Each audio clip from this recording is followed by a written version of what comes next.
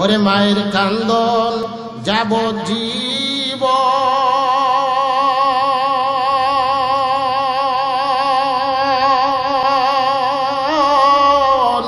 2-4 মাস বোনের কান্দন রে। ও মা ঘরের পরিবারের কান্দন কয়েক দিন পর থাকি না। জনম দরদি আমার জনম দুঃখী মা,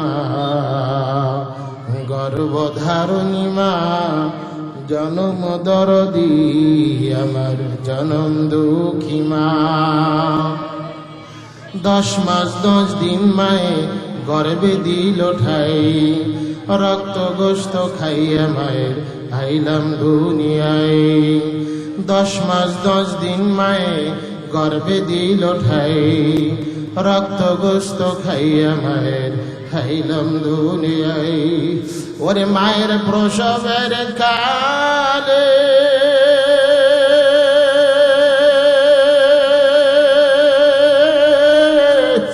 বুক ভিজে যায় নয়ন জলে রে। ও মা সন্তানের লইয়া বুকে ভুলে যায় সব যন্ত্রণা। জনম দরদি আমার জনম দুঃখী মা, গর্ভধারণী মা জনম দরদি আমার জনম দুঃখী মা। আমাদের রবকে, আরো জোরে বলুন রবকে। ওই আল্লাহ তাআলাকে খুশি করার জন্য সকলে দিল থেকে জোরে বলুন আলহামদুলিল্লাহ। আসমানের মালিক কে? জোরে বলেন আসমানের মালিক কে? জমিনের মালিক কে? আমাদের প্রতিটি ফোঁটার রক্তর মালিক যিনি, তার নাম কি? জোরে বলেন। তাহলে যেই রব আসমানের মালিক, জমিনের মালিক, ওই আল্লাহ স্বয়ং আপনাকে আমাকে নির্দেশনা দিচ্ছেন মা বাবার খেদমত করার জন্য, মা বাবার সাথে সৎ ব্যবহার করার জন্য নির্দেশনা দিয়েছেন কে? জোরে কনা নির্দেশনা দিয়েছেন কে? আজকের এই অপরাজয়ের যুব সংগঠনের উদ্যোগে যে চমৎকার একটি মাহফিলের আয়োজন করা হয়েছে, এতে আপনারা খুশি না বেজার? জোরে কনা খুশি না বেজার? তাহলে রবকে আবার বলুন আল্লাহু আকবার, নারায়ে তাকবীর, আরো জোরে নারায়ে তাকবীর। আল্লাহ কবুল করুক, সকলে বলুন আমিন। আজকের এই যুব সমাজের বিশাল ওয়াজ ও দোয়ার মাহফিলের যিনি প্রধান অতিথি হযরতুল আল্লাহ হযরত মাওলানা মুফতি ইমাদউদ্দিন সাহেব হাফিজাহুল্লাহ। আজকের এই মাহফিলে আরো গুরুত্বপূর্ণ নসিহত পেশ করবেন হযরত মাওলানা মুফতি জুনায়েদ কাসিমি হাফিজাহুল্লাহ।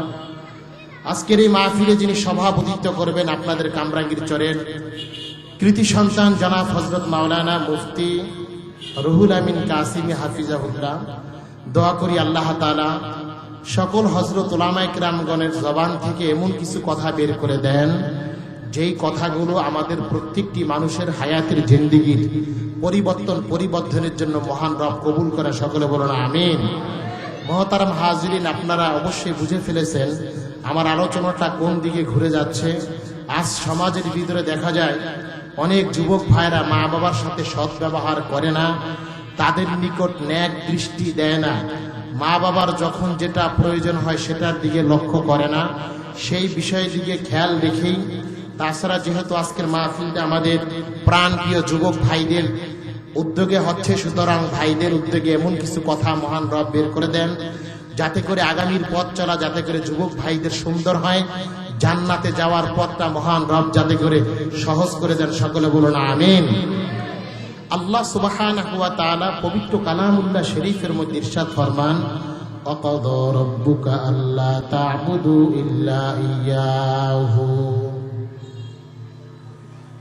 আসমান এবং জমিনের মালিক আল্লাহ পবিত্র কালামুল্লাহ শরীফের মধ্যে তোমাকে আমাকে নির্দেশনা দিয়ে দেন, বান্দা তোমরা একমাত্র মহান রবের হুকুম পালন করবা, তার ইবাদত করবা। ওয়া বিল ওয়ালিদাইনি ইহসানা, এবং তোমরা মা বাবার সাথে সৎ ব্যবহার করবা, মা বাবার সাথে তোমরা ভালো ব্যবহার করবা। এরে পর্দার অন্তরালীর মা ও যুবক ভাই গো, আগামীকাল চাইলে তুমি মাহফিলটা পাইবা না। সুতরাং আজকের এই মাহফিল ওলামায়ে কেরামগণদের মাহফিল, আজকের এই মাহফিল যুবক বন্ধুদের উদ্যোগের মাহফিল। আজকের এই মাহফিল আসিয়া বসিয়া যাও, বলা যায় না কোন কথাটা তোমার আমার হায়াতের জিন্দেগিটা পরিবর্তন করে। এই জন্য আমি আমার পর্দানিশী মা বোনদেরকে বলবো, ও যুবক, হায়াতের জিন্দেগিটা কোন দিকে নিয়ে যাও। আজকের এই যুবক ভাইরা যদি চাইতো এমন একটা কোরআনের বাগান না সাজাইয়া গানের বাগান সাজাইতো, আজকে যদি যুবক ভাইরা চাইতো কোরআনের বাগান না সাজাইয়া বিভিন্ন নায়ক নায়িকার প্যান্ডেল সাজাইব, সেটাও তারা চাইলে পারত। কিন্তু আমার যুবক ভাইরা আজকে মাহফিলের আয়োজন করলো, ওলামায়ে কেরামগণদের আগমনের ব্যবস্থা করলো। সুতরাং এটা অত্যন্ত সৌভাগ্যের ব্যাপার। এই জন্য আমি আমার ওই মা বোনদেরকে ধন্যবাদ জানাই। ও মা, তোমার সন্তান আজকে কোরআনের আলোচনার আয়োজন করলো। এমন মা হায়াতের জিন্দেগিতে পাওয়ার মাধ্যমে তুমি সন্তান বড় ধন্য হইলা। আমার রব ডাক দিয়া বলেন, একমাত্র আল্লাহ পাকের দাসত্ব চলবে, দুনিয়াতে অন্য কারো দাসত্ব চলবে না। যুবক, দুনিয়ার জিন্দেগিতে অন্য কারো বন্দেগি চলবে না, একমাত্র আল্লাহর বন্দেগি চলবে। পাশাপাশি তোমরা মা বাবার খেদমত করবা।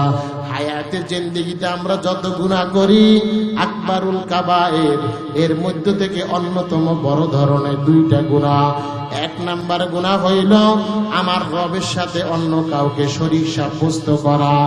আল্লাহর সাথে অন্য কাউকে শরীক সাব্যস্ত করা যাবে না। যুবক, আজকে যদি আমরা রবের সাথে অন্য কাউকে শরীক সাব্যস্ত করিয়া দেই, তোমার আমার ঈমান থাকবে না। এই জন্য গুনাহে কাবীরার মধ্যে দুইটা গুনাহে কাবীরা হচ্ছে অত্যন্ত ভয়ঙ্কর। একটা হলো ইশরাক বিল্লাহ, আমার রবের সাথে অন্য কাউকে শরীক সাব্যস্ত করা। এর যুবক পর্দার আন্তুনালির মা, আমি আমার বৃদ্ধ বাবাদেরকে বলবো, আজকের এই মাহফিল তোমার সন্তানেরা সাজাইল গো বাবা। এই মাহফিলকে সম্মান করে হলেও মাহফিলের প্যান্ডেলের ভিতরে এসে বসে পড়ো। আমার রবের সাথে যদি কেউ অন্য কাউকে শরীক করে, তাহলে তার ঈমান থাকবে না। ঈমান না থাকলে জান্নাতের ঘ্রাণও পাওয়া যাবে না। এক নাম্বার সবক বাবা, আল্লাহর সাথে অন্য কাউকে শরীক করা যাবে না।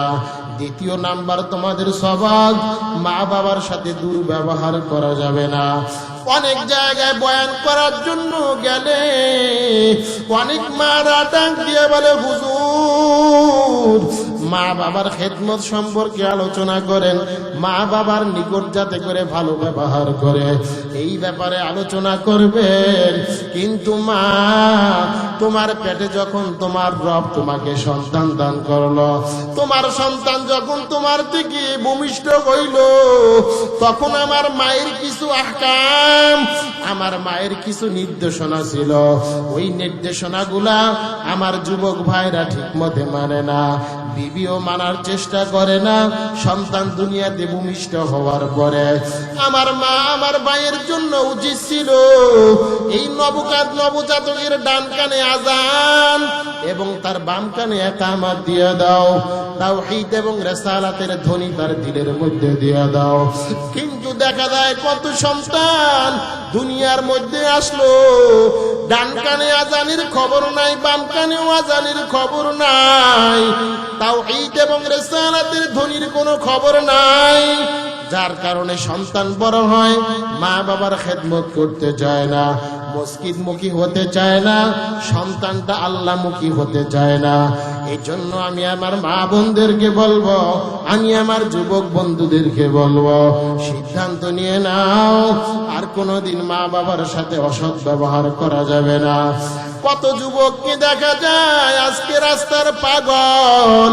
ও যুবক, এমন কোন যুবক নাই হায়াতের জিন্দেগিতে পাগল হতে চায়, প্রতিটি মানুষই চায় হায়াতের জিন্দেগিটা সুন্দরভাবে কাটাক, হায়াতের জিন্দেগিটাকে এনজয় করবে, মহান রবের দাসত্ব করবে, ইবাদত বন্দেগী করবে, জান্নাতের পথের দিকে আগাইবে।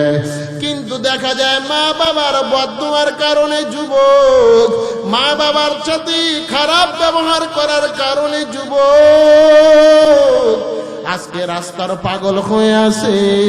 যুবককে দেখলে মানুষ আউয়াসিয়া করে, যুবকের দিকে মানুষ থুতু নিক্ষেপ করে তার খারাপ ব্যবহার করার কারণে। এজন্য আমি আমার যুবক বন্ধুদেরকে বলবো, রে যুবক, সময় থাকতে সঠিক পথে ফিরে আসো, ওলামায়ে কেরামগণদের সাথে সম্পর্ক করার চেষ্টা করো। ওই যে দেখা যায় আল্লাহর বান্দা দীর্ঘদিন পর্যন্ত বসবাস বাড়িতে করলো, দীর্ঘদিন পর্যন্ত বাড়িতে থাকার পর সন্তানগুলাকে বাংলাদেশের সমস্ত ডিগ্রি অর্জন করাইল। বাংলাদেশে এমন কোন প্রতিষ্ঠান নাই যে সন্তানকে সে ডিগ্রি অর্জন করায় নাই। বাংলাদেশের প্রতিষ্ঠানের সমস্ত ডিগ্রিগুলো অর্জন করা শেষ হয়ে গেল। এবার বাবার টার্গেট, আমি আমার সন্তানকে মানুষের মতো মানুষ বানাইতে চাই, এমন একজন ব্যক্তি হিসেবে দাঁড়া করাবো, বাংলাদেশের টপ লেভেলের চাকরিজীবী হবে, অনেক অনেক টাকা উপার্জন করবে। এই জন্য বাবা তার দিলে বড় আশা, সন্তানটাকে বহির্বিশ্বে পাঠাইয়া দেয়, সন্তানটাকে ডিগ্রি অর্জন করাইবার জন্য বহিরাগত বিশ্বের ভিতরে পাঠাইয়া দিল। এবার সন্তান বহির্বিশ্ব থেকে অনেক অনেক ডিগ্রি উপার্জন করিয়া দেশের মাটিতে যখন ফিরে আসে, দেশের মাটিতে আসার পরেই সন্তান এবার অন্য একটি মেয়ের সাথে সম্পর্ক করিয়া নেয়। অন্য একটি মেয়ের সাথে সম্পর্ক করার পর ওই সুন্দরী রূপসী মেয়েটা ডাক দিয়া বলে, স্বামী আমার, তোমার সাথে আমি সম্পর্কের মাধ্যমে বিবাহ বন্ধনে আবদ্ধ হইলাম। এরে স্বামী, তুমি যদি আমাকে তোমার ঘরে পাইতে চাও তাহলে দেরি করা যাবে না, তোমার বৃদ্ধ বাবাকে ঘরে রাখা যাবে না। অনেক আগেই বাবা মা মারা যায়, এখন ঘরের ভিতরে বৃদ্ধ বাবা দীর্ঘদিন যাবৎ ঘরে বসবাস করে, বাবার খানা বাবা খায়, বাবার পরিচালনা বাবাই করে। এরা যুবক মাই দিলের কান লাগাইয়া শুনবি, তুমিও একদিন বাবা হইবা। এরে পাট্টার অন্তনানির মা, তুমিও একদিন কিন্তু শাশুড়ি হইয়া যাইবা। সুতরাং মা দিলের কানটা লাগাইয়া শুনবি, হায়াতের জিন্দেগিটা পরিবর্তন কর, কোরআন এবং সুন্নাহর আলো দ্বারা সাজাইবার চেষ্টা করো। এবার ওই বাবা সম্পর্কে ডিগ্রেশন দিয়ে দেয়, অনুমোদন দিয়ে দেয়, তোমার ঘরে আমি থাকবো, তখন পর্যন্ত থাকবো যখন তুমি তোমার বাবাকে আমাদের এই ঘর থেকে অন্যত্র দিয়ে দিবা, অন্য জায়গায় সে চলাচল করবে, খানা দানা খাবে। আমার এই ঘরের মধ্যে তোমার বাবার কোনো জায়গা নাই। এই বিষয়টা স্বামী শোনার পর চিন্তা করলো, আমার দীর্ঘদিনের স্ত্রী, এমন রূপসী স্ত্রীকে আমি বাতিল করতে চাই না, আমি আমার হাত ছাড়া করতে চাই না। আমি আমার স্বামী, আমি আমার বিবিকে রাখবো, কিন্তু আমার বাবাকে অন্যত্র হলেও আমি পাঠিয়ে দেব। এক কথা দুই কথা, এবার সিদ্ধান্ত নিয়ে না, আমি আমার বাবাকে বৃদ্ধাশ্রমে দিয়া দেব। বৃদ্ধাশ্রমে যত খাবারের খরচ হয়, যত প্রকাশ পোশাক পরিচ্ছেদের খরচ হয়, সমস্ত খরচ আমি আমার বাবাকে পাঠিয়ে দেব। এরে পর্দার অন্তরালের মা, যুবক, দিলের কান লাগাইয়া শোন, হায়াতের জিন্দেগিটাকে বরবাদ করিও না। আমার মাওলার পক্ষ থেকে যদি মুসিবত আসে, ওই মুসিবত থেকে বাঁচার কোনো সিদ্ধান্ত পাবি না। এইবার সিদ্ধান্ত নিয়ে নেয়, বাবাকে আমি ঘরে রাখবো না, আমি আমার বাবাকে বৃদ্ধাশ্রমে পাঠিয়ে দেব। সিদ্ধান্ত কমপ্লিট। এবার বাবাকে বৃদ্ধাশ্রমে রাখার জন্য কাগজ কলমে কথা হয়ে যায়। এবার বৃদ্ধ বাবাকে বৃদ্ধাশ্রমে রেখে আসলো। 1 2 3 দিন 3 দিন 4 মাস 4 মাস বছর হয়ে যায়। দীর্ঘদিন ধরে সন্তান বাবার কোনো খবর রাখে না। ওই বাবা বৃদ্ধাশ্রমের মধ্যে কি খাইলো, কি দ্বারা গোসল করলো, কি পোশাক পরিচ্ছদ পরিধান করলো, এই ধরনের কোনো খবর ওই সন্তানরা রাখার চেষ্টা করে না। এক পর্যায়ে শিক্ষিত বাবা দীর্ঘদিন পর্যন্ত চিঠি লেখে, একটা নয় দুইটা নয়, শতে শতে চিঠি বাবা লিখে পাঠাইল। লাস্ট পর্যায়ে ওই বাবা যখন অসুস্থ হয়ে যায় তখন তার সন্তানকে টার্গেট করে চিঠি লেখে রে বাবা সোহাগ, তোমার বৃদ্ধ বাবা বৃদ্ধাশ্রম থেকে আমি বলছি বাবা, দিলের কান লাগাইয়া শোন বাবা, আমি এর আগেও অনেকগুলো চিঠি বৃদ্ধাশ্রম থেকে পাঠাইলাম, জানি না চিঠিগুলো তোমার চোখের সামনে পড়েছিল কিনা, আমি বাবা জানি না। তবে বাবা সোহাগ, তোমার নিকট আমি এই শেষ প্রান্তের চিঠিটা পাঠাইয়া দেই, আমি জানি না তোমার নিকট চিঠিটা পৌঁছবে কিনা। এবার বাবা চিঠির মধ্যে লেখে, বাবা সোহাগ, আজকে আমি তোমার নিকট বড় বোঝা। ও বাবা, আমার শারীরিক অবস্থাটা বেশি ভালো নয়, দীর্ঘদিন যাবৎ শ্বাসকষ্টের ভিতরে আমি আক্রান্ত হয়ে আছি। এরে বাবা সোহাগ, আমার দমটা মনে হয় বের হয়ে যায়, তোমার নিকট আমার অনুরোধ থাকবে রে বাবা, তুমি যদি পারো আমার জন্য একটা ইনসুলিনের ব্যবস্থা করিও, আমার জন্য একটা শ্বাসকষ্টের একটা ঔষধের ব্যবস্থা করিও। এই কথা বলিয়া বাবা চিঠির এক কোনায় লিখে দেয়, বাবা মনে রাখবা এই ঔষধটা আমার কিন্তু কোনো শখ মিটাইবার জন্য নয়। এরে বাবা সোহাগ, তোমার জিন্দেগিতে কত আমি তোমার শখ পূরণ করলাম, তোমার মনের আশা কত পূরণ করলাম রে বাবা, আজকে আমি যে আবেদনটা তোমার নিকট করব, এটা কিন্তু আমার মনের কোনো শখ নয়, এটা আমার মনের কোনো আনন্দ নয়, এটা আমার প্রয়োজন, তাই আমি তোমার নিকট অনুরোধ করলাম। এরে বাবা সোহাগ, আমি তোমার যদি শত শত শখ আমি আদায় করতে পারি, আজকে তোমার নিকট আমি প্রয়োজনের জন্য আমি একটা তোমার নিকট এই শ্বাসকষ্টের ঔষধের দাবি করলাম। এরে বাবা সোহাগ, তোমার নিকট আর একটা অনুরোধ, আমি বাবা আজকে বৃদ্ধাশ্রমে কেন আসলাম, তোমার মতো সোহাগ সন্তানকে আমি কোরআনের শিক্ষায় শিক্ষিত করলাম না, তোমাকে আমি দ্বীনি শিক্ষায় শিক্ষিত করলাম না, তোমাকে আমি ওলামায়ে কেরামদের নিকট সুপুর্দ করলাম না, আল্লাহওয়ালা বুজুর্গের নিকট তোমাকে আমি নিয়ে গেলাম না, দাওয়াত তাবলীগের মেহনতের সাথে তোমাকে লাগাইলাম না, আমার দিলটা বলে এটাই আমার বড় অপরাধ, যেই অপরাধের কারণে আজকে তুমি সোহাগ, তোমার বাবা আজকে বৃদ্ধাশ্রমে অবস্থান করে। এরে বাবা সোহাগ, তুমি তোমার বিবিকে নিয়ে শান্তিতে থাকো, শান্তিতে থাকো, আমার কোনো আফসোস নাই, তবে আমার নাতিটা দাদুমণিকে আমার পক্ষ থেকে ওসিয়ত রইল, আমার দাদুমণিটাকে তুমি মাদ্রাসায় পাঠাইয়া দিও, তাকে কোরআনের শিক্ষায় শিক্ষিত করো রে সন্তান, সাবধান তাকে দুনিয়ার শিক্ষায় শিক্ষিত করবি, কিন্তু এর আগে তাকে কোরআনের শিক্ষায় শিক্ষিত করে নিও, ওলামায়ে কেরামের সোহবতে রাখিও, আল্লাহ এবং রসুলের প্রদত্ত জ্ঞান তাকে শিখাও।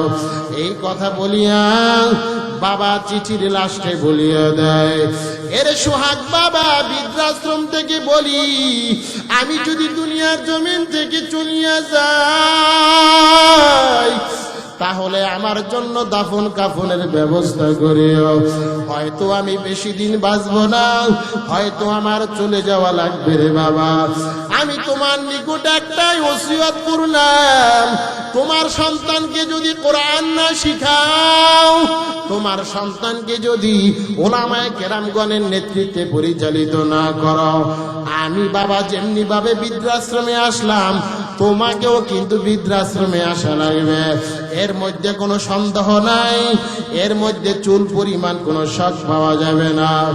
এই যে একটা হৃদয় বিদারক ঘটনা যুবক, তুমিও যদি তোমার মা বাবার দিকে বাঁকা নজর দিয়া তাকাও, তুমিও যদি তোমার মা বাবার সাথে অসৎ ব্যবহার করো, তুমিও কিন্তু একদিন বাবা হইবা, তুমিও একদিন কিন্তু শ্বশুর হইবা, তুমিও একদিন কিন্তু বৃদ্ধ হয়ে যাইবা। ওই বাবা লাশ পর্যায়ে বলে, বাবা আমি আজকে বয়োবৃদ্ধ হয়ে গেছি, আমি আজকে নিজের কাজ নিজে করতে পারি না, আজকে আমার দরকার ছিল তোমার মতো সন্তান, কিন্তু আজকে তোমার মতো সন্তান আমি পাইলাম না, এটা আমার বদনসিব ছিল, হাতে কামানো ছিল। এই জন্য তোমাকে আমি বললাম আমার নাতিটাকে তুমি ভুলেও এই শিক্ষায় শিক্ষিত করিও না।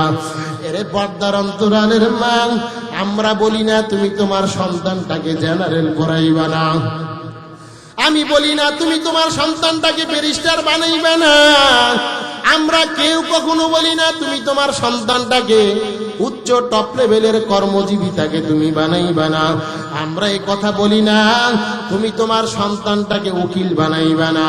তোমার সন্তান উকিল হবে, তোমার সন্তান ব্যারিস্টার হবে, তোমার সন্তান সমাজের প্রতিনিধি হবে, কিন্তু তোমার সন্তান প্রতিনিধি হওয়ার পূর্বে দেখো তোমার সন্তান কোরআন পড়তে পারে কিনা, তোমার সন্তান মসজিদে যায় কিনা, নামাজ পড়তে যতটুকু সূরা কেরাতের দরকার হয় ততটুকু সূরা কেরাত পারে কিনা, যতটুকু মাসআলা মাসাইল জানার মাধ্যমে হালাল কোনটা চিনতে পারে, হারাম কোনটা চিনতে পারে, এই বিষয়গুলোকে তোমার সন্তানকে শিখিয়ে নাও। ও বৃদ্ধ মা, মা গো মা, আজকে আমার মায়েদের ভিতরে ভুলের কোনো শেষ নাই। সন্তানকে ডক্টর বানাইব, সন্তানকে বড় বড় ইঞ্জিনিয়ার বানাইব, কিন্তু বানাও মা কোনো আফসোস নাই, কিন্তু বাড়ির পাশে দেখো নুরানি মাদ্রাসার অভাব নাই, কিন্ডারগার্টেন মাদ্রাসার অভাব নাই, এই মাদ্রাসাগুলোতে সন্তানকে পাঠাইয়া দাও। শুরু লগ্নের শিক্ষাটা কোরআন এবং সুন্নাহ শিক্ষায় শিক্ষিত করিয়া নাও।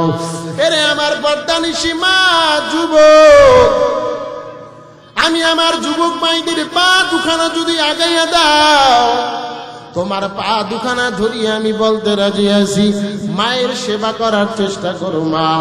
আজকে কত যুবক রোড অ্যাক্সিডেন্ট হয়ে দুনিয়ার জমিন ছাড়িয়া চলিয়া যায়, কত যুবক আছে দুনিয়ার টেনশনে পড়িয়া হায়াতের জিন্দেগির বাতিটা নিভাইয়া দিয়া, গলার ভিতরে রশি লাগাইয়া দিয়া দুনিয়ার থেকে চলিয়া যায় না। যুবক, এই সিদ্ধান্ত নেওয়া যাবে না। দুনিয়ার ভিতরে বিপদ আপদ আসবে, দুনিয়ায় টেনশন আসবে, দুনিয়ায় কোনো সময় চাকরি থাকবে আবার থাকবে না, তাই বলে কখনোই ভুল সিদ্ধান্ত নেওয়া যাবে না বাবা, কখনো আল্লাহর রহমত থেকে নৈরাশ হওয়া যাবে না।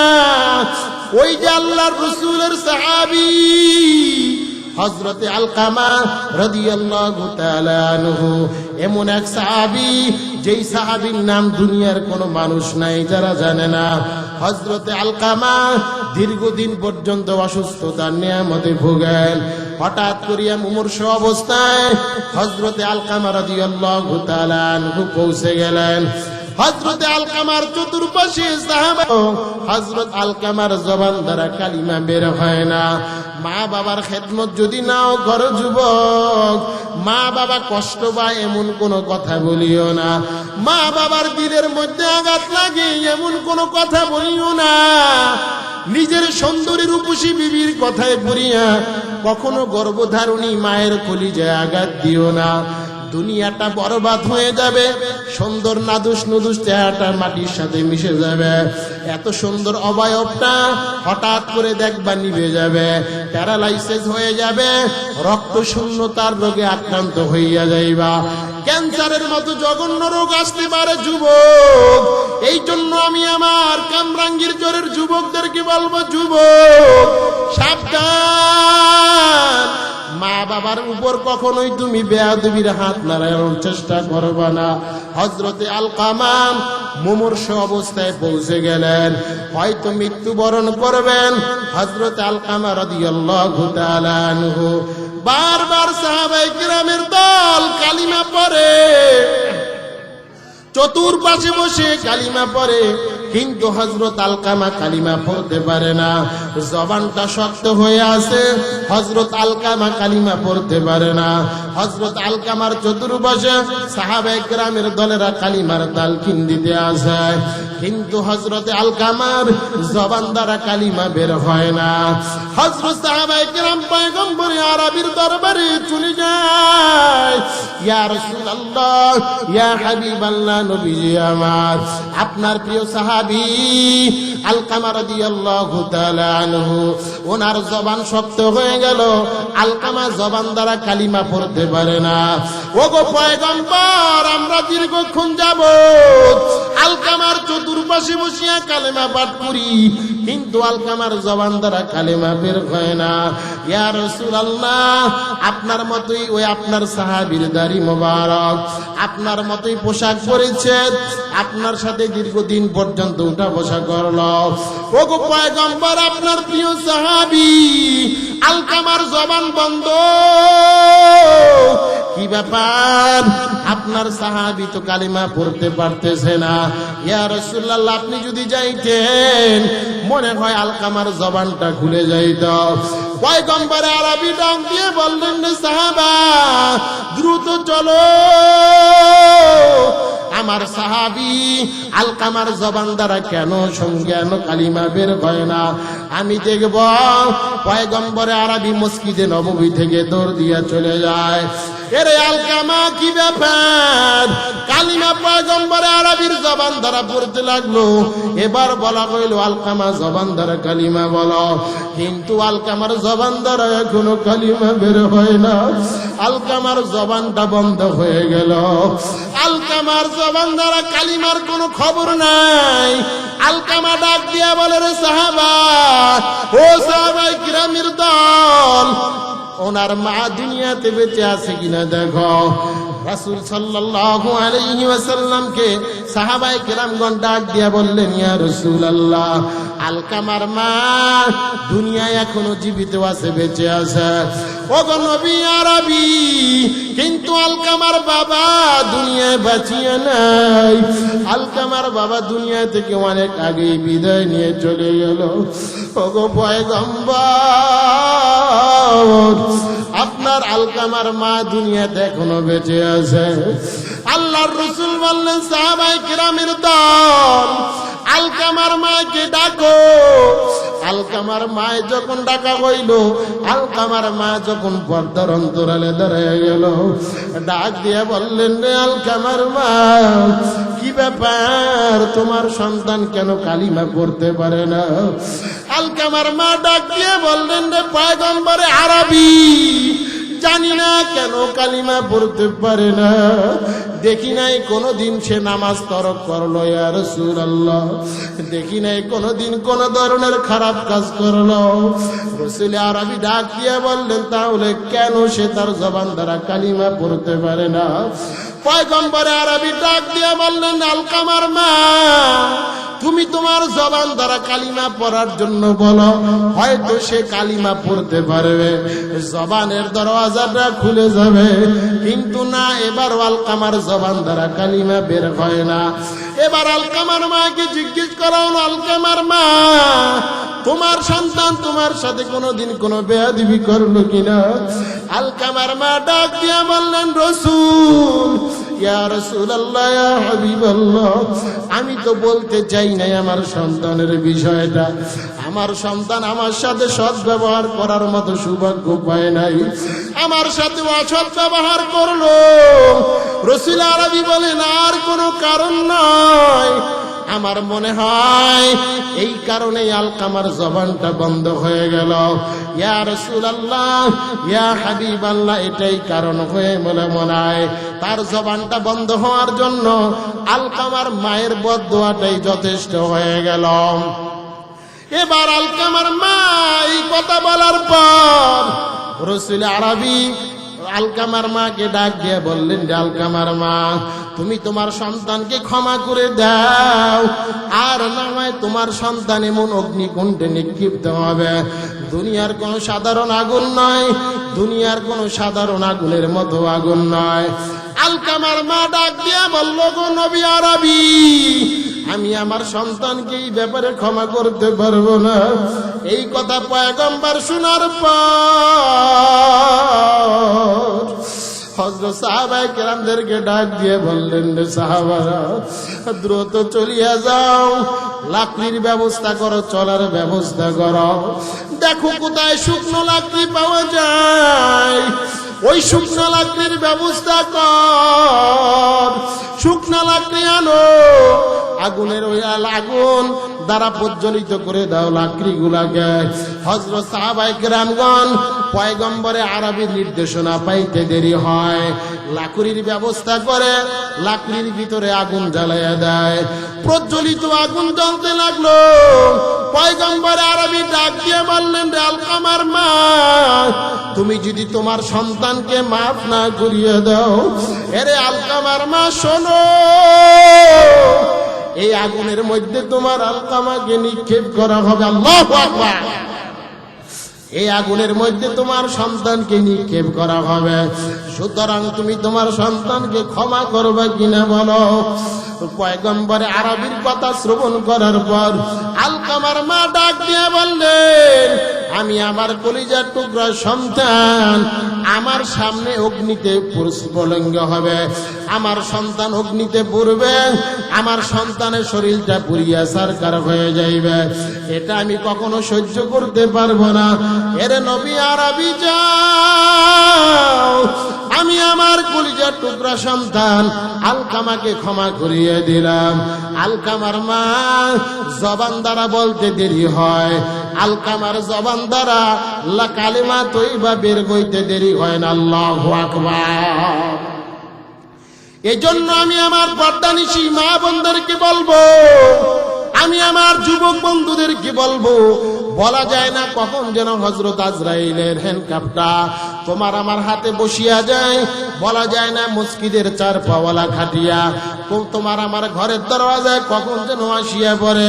হযরত আজরাইলের হ্যান্ডকাপ হাতে লাগার পূর্বে আমার যুবক ভাইদেরকে সিদ্ধান্ত নেওয়া লাগবে, আর কোনোদিন মা বাবাকে অহেতুক কোনো বিষয়ের জন্য মা বাবাকে কোনোদিন আমি প্যারা দেব না, মা বাবার নিকট আমি বাঁকা নজর দিয়ে তাকাইব না, মা বাবার সাথে কখনো অসৎ ব্যবহার করব না, এমন কোনো কথা বলবো না যেই কথা বলার কারণে মায়ের কলিজায় আঘাত লাগিয়া যায়, এমন কোনো কথা বলবো না যেই কথা বলার কারণে বাবার কলিজায় আঘাত লাগিয়া যায়।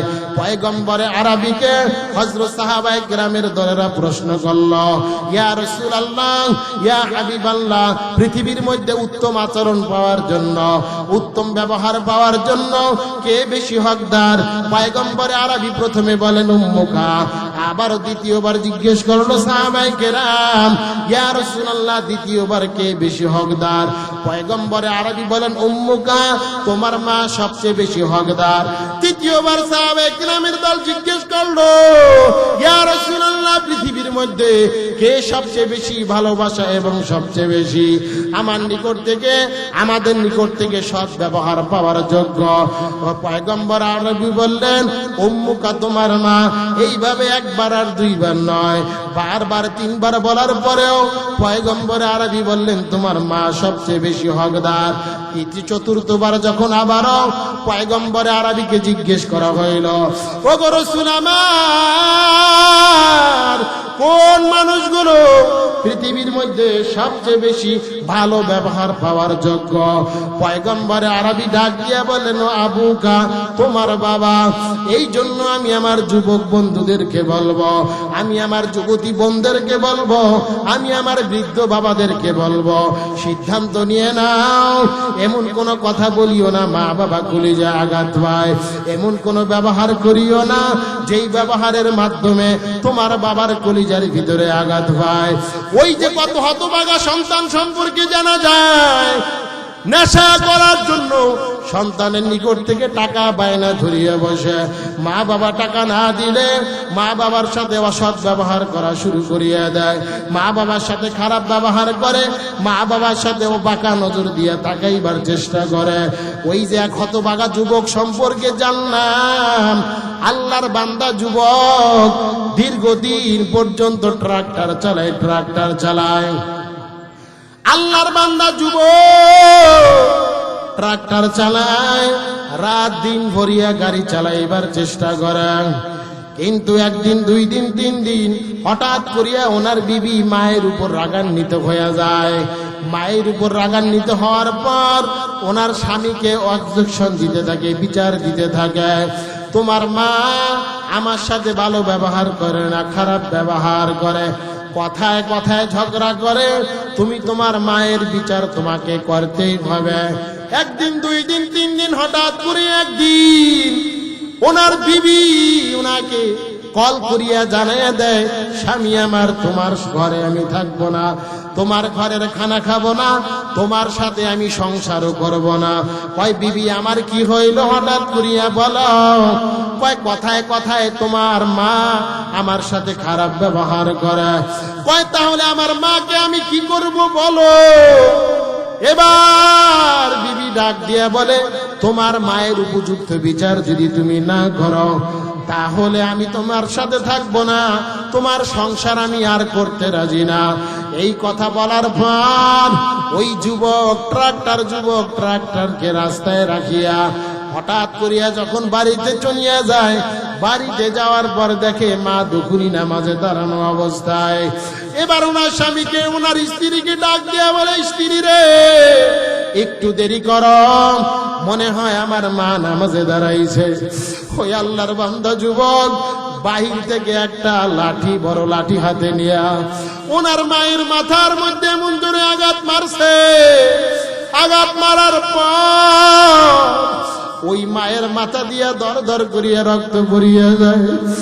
জবান দ্বারা এতটুকুই বলছে, মাওলা, এমন সন্তানেই বুঝি গর্ভে ধারণ করিয়া রাখিয়াছিলাম। ওরে মাওলা, এমন বিপদ বুঝি আমাকে দান করলা।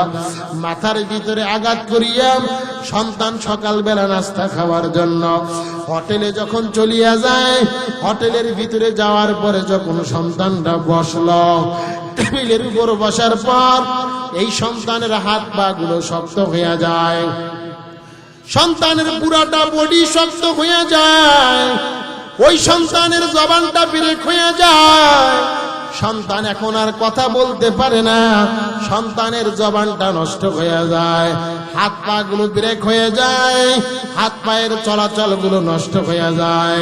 আশেপাশের লোকেরা ধরপাকড় করিয়া যখন হসপিটালে নেওয়ার জন্য চেষ্টা করলো, হসপিটালে নেওয়ার পর দায়িত্বরত ডাক্তাররা বলল, এই লোকটা দুনিয়ায় এখন আর বাঁচিয়া নাই। কিন্তু এত পরীক্ষা করলো, কোন ধরনের রোগ তেমন দেখা যায় না। তদন্ত করে জানার পর জানা গেল আল্লাহরই বান্দা যুবক ওনার মায়ের সাথে অসৎ ব্যবহার করার কারণে, মায়ের দেহের ভিতরে আঘাত করার কারণে রে যুবক আমার মাওলা সহ্য করতে পারে নাই। আমার আল্লাহ সরাসরি গজব নাজিল করিয়ে দিল, আমার আল্লাহ সরাসরি তাকে ফলাফল দিয়ে দিল। এই জন্য যুবক বিপদে পড়লে বুঝবা মা বাবার খেদমত কতটা জরুরি ছিল। আজকে কত যুবক আছে মা বাবার খেদমত করিয়া দুনিয়াও বাদশা হইয়া যায়, আখিরাতের জমিনেও বাদশা হইয়া যায়। ওই যে তোমরা জানো না আল্লাহর কত বান্দা দুনিয়ার জমিনে আল্লাহওয়ালা হয়ে গেল, ওই যে তোমরা কি জানো না কত যুবক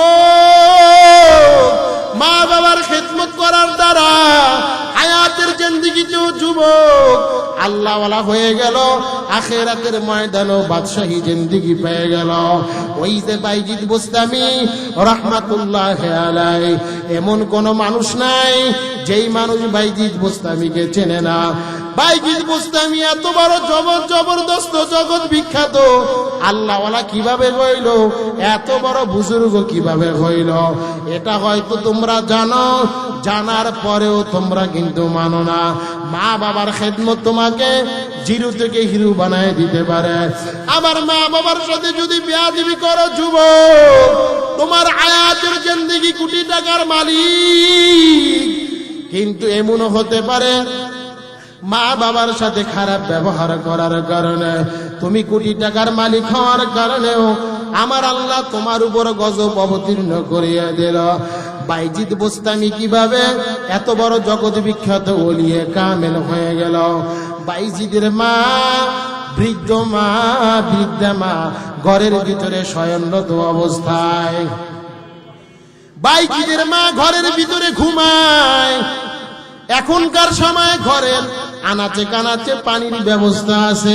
অট্টালিকার ছাদের উপরে দেখা যায় আমাদের পানির ট্যাঙ্কি লাগানো আছে, ডিপ টিউবওয়েল লাগানো আছে, পানির কোনো সমস্যা হয় না বাবা। কিন্তু তৎকালীন সময়ে অত সহজে পানি পাওয়া যাইত না। হযরত বাইজিদ বুস্তামি রাহমাতুল্লাহি আলাইহি ওনার মায়ের পাশের গদিতেই শয়নরত ছিল। বাইজিদ বুস্তামির মা রাতের আধারে পানির জন্য হঠাৎ করে ঘুম থেকে জাগ্রত হয়ে বাইজিদ বুস্তামির মা বাইজিদ বুস্তামিকে ডাক দিয়ে বলল, এরে সন্তান আমার তো পানির পিপাসা লাগলো, পানি দরকার, পানি পান করো।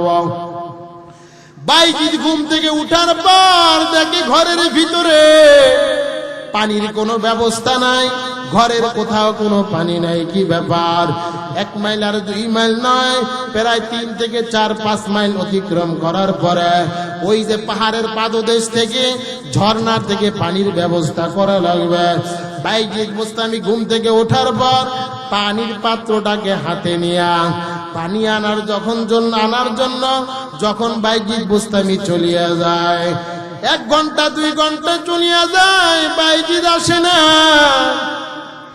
এই সুযোগে বাইজিদের মা আবারও যখন ঘুমের জগতের ভিতরে ডুবিয়া যায়, বাইজিদ পানি আনিয়ে মায়ের পাশে দাঁড়ায় আছে। দীর্ঘক্ষণ পর্যন্ত দাঁড়ায় রইল।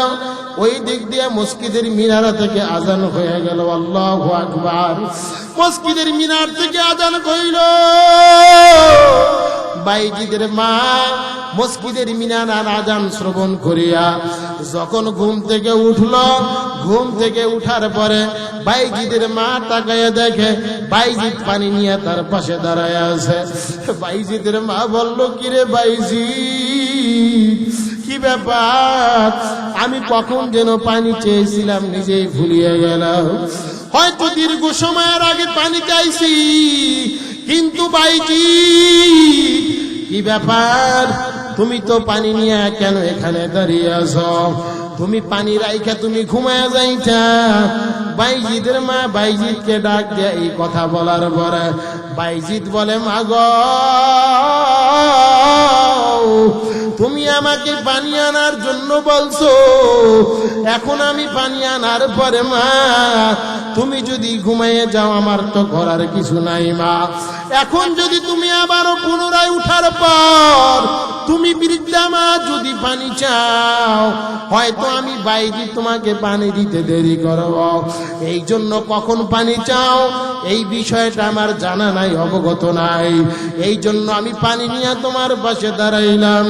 এই কথা বলার পর বাইজিদের মা বলে, রে বাইজিদ, আমি আল্লাহর দরবারে দোয়া করি, আমার আল্লাহ তোমাকে জগৎ বিখ্যাত আল্লাহওয়ালা বুজুর্গ রূপে কবুল করুক। সকলে বলুন আল্লাহু আকবার। বাইজিদকে আল্লাহ তাআলা ওনার মায়ের এই দোয়ার বদৌলতে জগৎ বিখ্যাত ওলিয়ে কামেল, যার ইতিহাস শুধুমাত্র বাংলাদেশ নয়, পৃথিবীর হাজারো কান্ট্রিতে এই হযরতে বাইজিদের ইতিহাস, বাইজিদের ঘটনা পৃথিবীর মানুষের বিবেককে চমকিয়ে দিয়েছে যে এতটা ছোট্ট বাইজিদ মায়ের খেদমত করার কারণে এইভাবে সফলতার দ্বার প্রান্তে পৌঁছে গেল। এই জন্য আমি আমার অত্র এলাকার যুবক ভাইদেরকে বলবো, আমাদের সময় এসেছে, আর কখনো আমরা আমাদের জীবনকে গাফলতির জিন্দেগির ভিতরে আমরা ডুবিয়ে রাখবো না। আমরা চেষ্টা করব বাইজিদ, ছোট্ট বাইজিদের মতো আমরা মায়ের খেদমত করার চেষ্টা করব।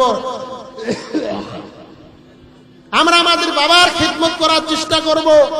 বিশেষ করে যুবক ভাইরা যারা আছেন, আপনার ছোট ভাই ছোট বোন আপনার থেকে শিক্ষা গ্রহণ করবে যে কিভাবে মায়ের খেদমত করতে হয়, কিভাবে বাবার খেদমত করতে হয়, কিভাবে মুরব্বিকে সম্মান করতে হয়।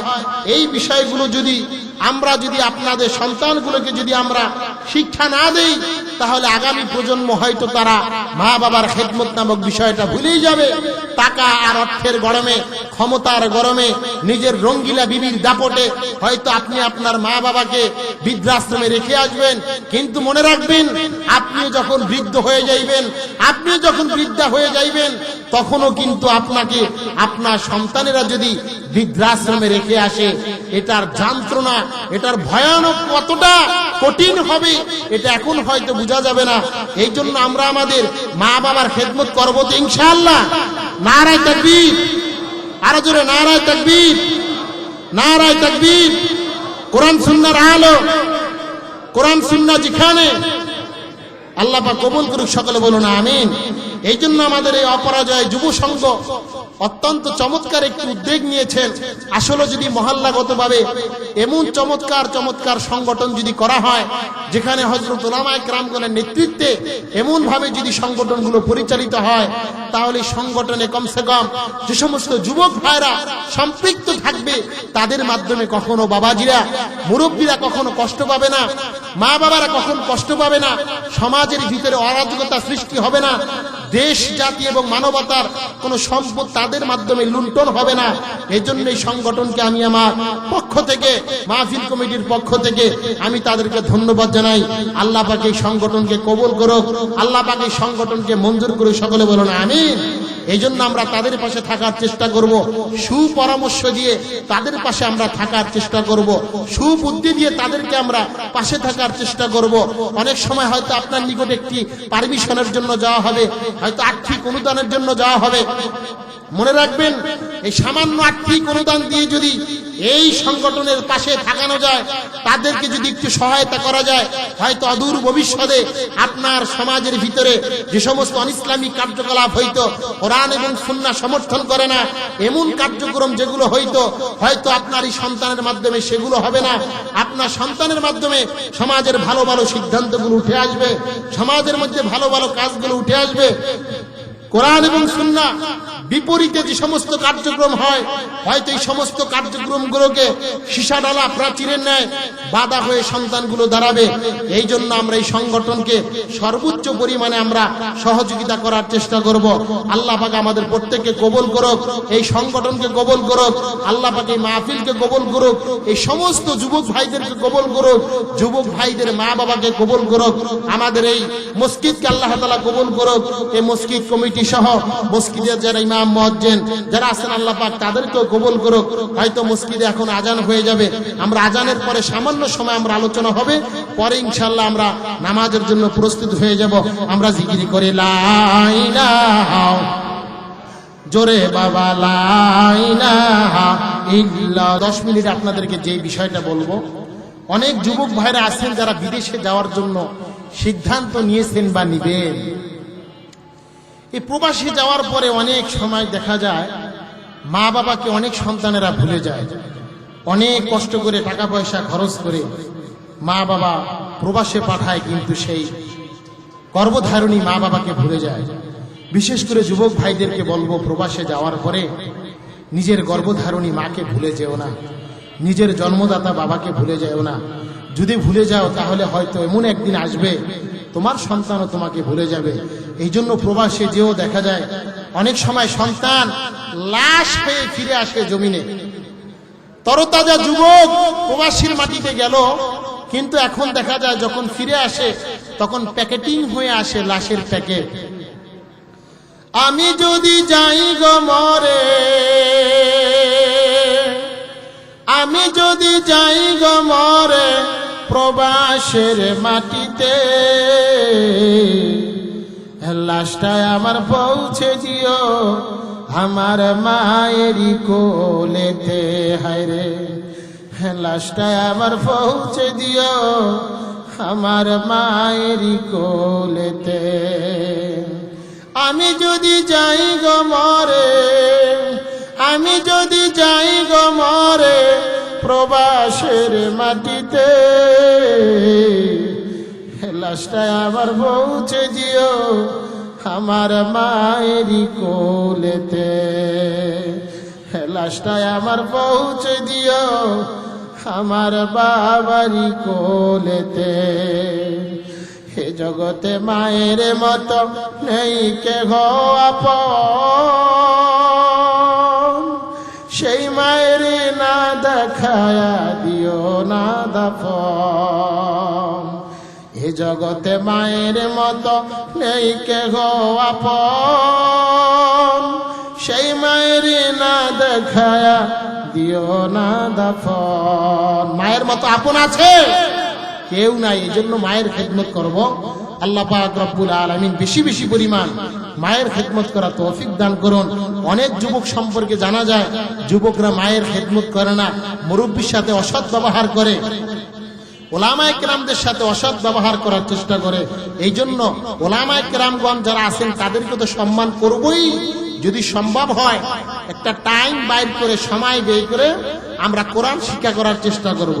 অনেক মুরব্বী বাবারা আছেন যারা কোরআন পড়তে পারেন না, আরে বাবা কোরআনটাকে বুকে নিয়ে একটু কাঁদেন না, একটু কাঁদার চেষ্টা করেন। 5 ওয়াক্ত নামাজ মসজিদে 10 মিনিট আগে যান, কোরআনটা শিখার চেষ্টা করেন। না শিখতে পারেন হাতটা ভুলাইবার চেষ্টা করেন, কোরআনের অক্ষরের দিকে তাকিয়ে থাকেন। আর কিছু হোক না হোক চোখের জ্যোতিটা বেড়ে যাবে, কোরআনের প্রতি অগাধ জ্ঞান অগাধ ভালোবাসা পয়দা হয়ে যাবে। এই বিষয়গুলো খেয়াল রাখার চেষ্টা করেন। ওই যে ইমাম গাজালি রহমাতুল্লাহ আলাইহি জগৎ বিখ্যাত একজন বুজুর্গ ছিলেন, ইমাম গাজালি রহমাতুল্লাহ আলাইহি, উনি ওনার ব্যক্তিগত বিছানার উপরে যখন স্বয়ং রইল, হঠাৎ করিয়া স্বপ্নে দেখানো হইল, এরে ইমাম গাজালি দ্রুত চলিয়া যাও, রহমাতপুর এলাকায় চলিয়া যাও। ইমাম গাজালি রহমাতুল্লাহ আলাইহি স্বপ্নে দেখানো হইল, ইমাম গাজালি দ্রুত চলিয়া যাও রহমাতপুর এলাকায়, আল্লাহর এক বান্দা আব্দুর রহমান, এই আব্দুর রহমানের দাফন কাফনের কোনো ব্যবস্থা করা হয় নাই, তুমি দ্রুত চলিয়া যাও, আব্দুর রহমানের দাফন কাফনের ব্যবস্থা করিয়া আসো। ইমাম গাজালি ঘুম থেকে উঠিয়া দাঁড়াইল, কি ব্যাপার, আমি কি স্বপ্নে দেখলাম? রহমাতপুর এলাকা নামে কোন এলাকা আমি চিনি না। কোরআনওয়ালাকে ভালোবাসো, কোরআনের সংগঠন যারা করে তাদেরকে ভালোবাসো, কোরআনের ওলামায়ে কেরামগণদেরকে ভালোবাসার চেষ্টা করো। মা বাবার প্রতি দরদ এমনিতেই পয়দা হয়ে যাইবে। ইমাম গাজালি ওনার খাদেমদেরকে জিজ্ঞেস করা হইল, কি ব্যাপার? এরে আমার খাদেমের দলেরা, তোমরা কি জানো রহমাতপুর এলাকা কোথায়? রহমাতপুর এলাকা আমি চিনি না, তোমরা আমাকে রাহবরি করে নিয়ে যাও। রহমাতপুর এলাকায় যাব, সেখানে আল্লাহর বান্দা আব্দুর রহমান নামে একজন আছে, এই আব্দুর রহমানের দাফন কাফনের ব্যবস্থা করা লাগবে। রাস্তায় বের হয়ে যাওয়ার পর এবার আব্দুর রহমানের সন্ধানে বের হয়ে গেল। আব্দুর রহমানের সন্ধানে বের হওয়ার পর এবার ইমাম গাজালি জিজ্ঞেস করলো, চিনো রহমাতপুর এলাকায় কোথায়? তোমরা কি চিনো? এক কথা দুই কথা চিনতে চিনতে জিজ্ঞেস করতে করতে আল্লাহর এক বান্দা বললেন, অমুক পাহাড়ের পাদদেশ দিয়ে তোমরা এইভাবে এইভাবে যাইবা, অমুক গ্রামের পরে ছোট্ট একটা গ্রাম আছে যার নাম রহমাতপুর এলাকা, ওই রহমাতপুর এলাকায় চলিয়ে যাও, ওখানেই পাইবা আব্দুর রহমান। ইমাম গাজালি রাহমাতুল্লাহ আলাইহি মানুষদের থেকে জিজ্ঞেস করার মাধ্যমে এবার যখন আব্দুর রহমানের বাড়িতে গিয়ে যখন দাঁড়াইল, আব্দুর রহমানের বাড়িতে যাওয়ার পর এবার দেখে বাস্তবে আব্দুর রহমানকে সামনে নিয়ে ওনার সন্তানেরা বসে আছে, দাফন কাফনের কোনো ব্যবস্থা হয় নাই। ইমাম গাজালি ডাক দিয়ে বললেন, রে আব্দুর রহমানের সন্তানেরা, কি ব্যাপার, তুমি কি তোমার বাবার দাফন কাফনের ব্যবস্থা করো নাই? আব্দুর রহমানের সন্তানেরা ডাক দিয়া বললেন, হুজুর আমাদের বাড়ির চতুর্পাশে খ্রিস্টানদের বাড়ি অবস্থান করতেছে, আমাদের বাড়ির বা চতুর্পাশে হিন্দুদের বাড়ি থাকার কারণে হুজুর আমরা অত্যন্ত গরিব, আমাদের তেমন কোনো অর্থ সম্পদ নাই, আমরা জায়গা ক্রয় করে আমরা আমাদের বাবার দাফনের ব্যবস্থা করব। এই কথা বলি আব্দুর রহমানের সন্তানেরা বলল, হুজুর আমরা কি করব বলি? এক কথা দুই কথা এবার আব্দুর রহমানের সন্তানদের কথা শ্রবণ করার পর ইমাম গাজালি বললেন, তোমাদের বাড়ির চতুর্পাশে কাদের জায়গা আছে তাদেরকে ডেকে আনো, দেখি তাদের সাথে সমঝোতা করা যায় কিনা। এবার খ্রিস্টানদেরকে ডাক দেওয়া হইল, তাদেরকে বলা হইল তোমাদের জায়গার দাম দিয়ে দেওয়া হবে। এই আল্লাহর বান্দা আব্দুর রহমানের একটা দাফনের ব্যবস্থা করি, খ্রিস্টানদের সাথে কথোপকথন সম্পূর্ণ করিয়া এবার দাফনের ব্যবস্থা করার জন্য প্রস্তুতি নিল। এবার ইমাম গাজালি ডাক দিয়ে বললেন, সন্তানেরা দ্রুত চলিয়া যাও বড়ই পাতা দিয়া, তোমার বাবার জন্য পানি গরম লাগাইয়া দাও, পানি গরমের ব্যবস্থা করিয়া দাও। সন্তানেরা পানি গরম করার জন্য চলিয়া যায়।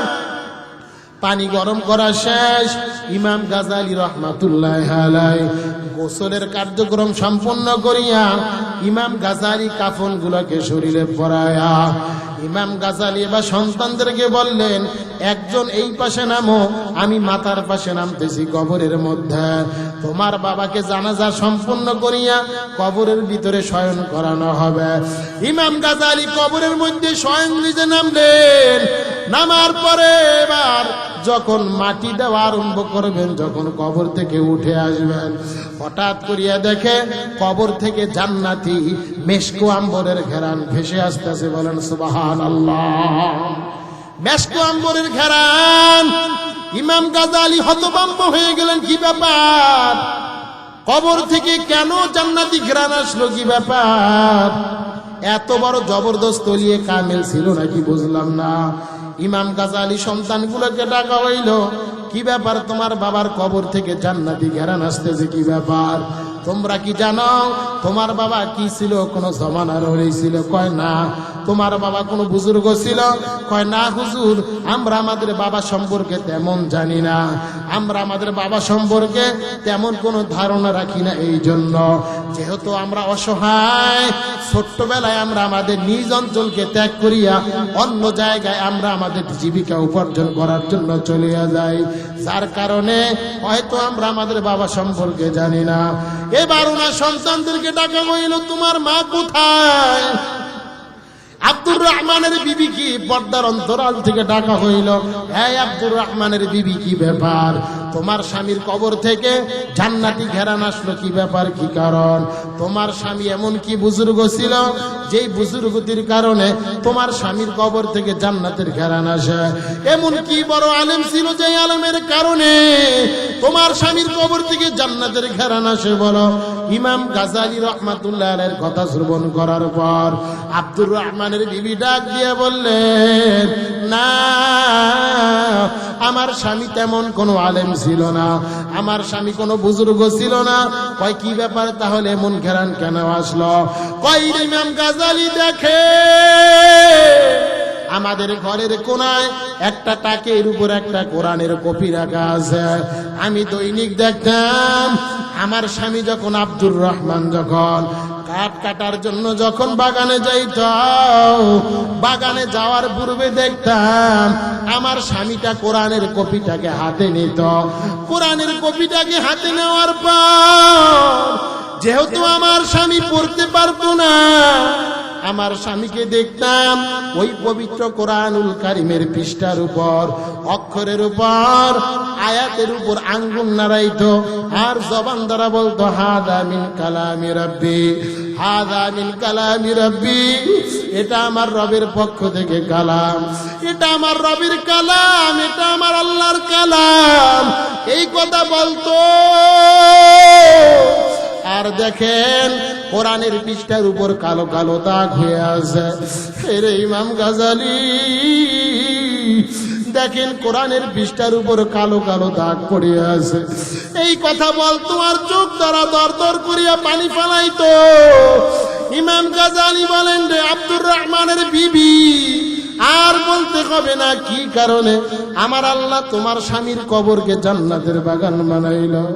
পবিত্র কোরআনের উপর দিয়া, আয়াতের উপর দিয়ে আঙ্গুল বুলাইতো আর জবান দ্বারা বলতো, হাযা মিন কালামি রাব্বি, এই আমলটা আমার রব এমন ভাবে কবুল করেছে, আব্দুর রহমানের কবরকে আমার আল্লাহ জান্নাতের বাগান বানায় দিছে। বলেন সুবহানাল্লাহ, নারে তাকবীর। আল্লাহ পাক কবুল করুক, সকলে বলুন আমিন। এইভাবে কোরআনের ইশক ও মহব্বত, ভালোবাসা যখন আমরা আমাদের দিলে রাখবো, তখন দেখা যাবে সহজেই আমরা আখিরাতমুখী হতে পারবো, আমরা কোরআনমুখী হতে পারবো, আমরা এই অপরাজয় সংগঠনের সাথে থাকার চেষ্টা করব। অত্র মসজিদের যারা ইমাম মুয়াজ্জিন আছে আমরা তাদের সাথে সুসম্পর্ক রেখে আমরা কোরআনের পথে চলার চেষ্টা করব। আল্লাহ পাক এই মসজিদকে, এই সংগঠনকে, এই সমাজকে আল্লাহ তাআলা ভরপুর কবুল করে সকলে বলুন আমিন। আমরা প্রত্যেকে আজ থেকে ওয়াদাবদ্ধ হইব, হুজুর আজ থেকে আমি 5 ওয়াক্ত নামাজ ছাড়বো না, আমি আজ থেকে কোরআনের মহব্বত ছাড়বো না, আজ থেকে উলামায়ে কেরামের সাথে বেয়াদবি করব না, আজ থেকে আমরা এই অপরাজয় সংগঠনে যখন যেই ডাক দিবে ভালো কাজের জন্য ওই কাজের জন্য আমরা এগিয়ে আসবো। আমরা রাজি আছি তো ইনশাআল্লাহ? নারে তাকবীর।